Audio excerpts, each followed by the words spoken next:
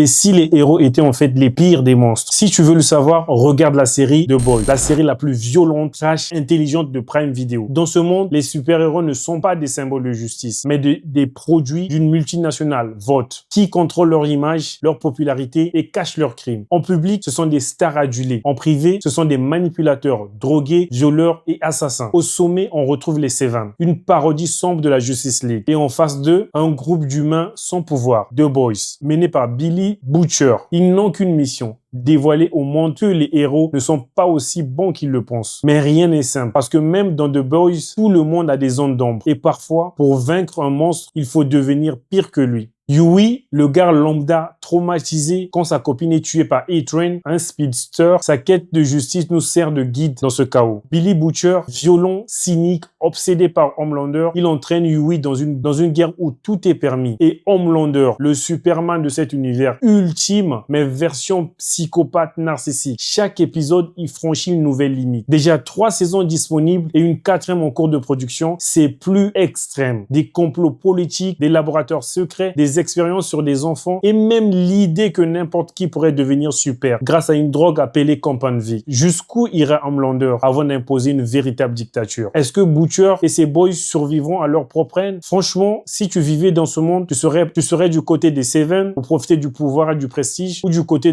des boys, prêt à tout risquer pour détruire le système? Dis-le moi en commentaire si t'aimes les séries qui explosent dans tous les codes des super-héros. Fonce sur The Boys sur Prime Video. N'oublie pas de t'abonner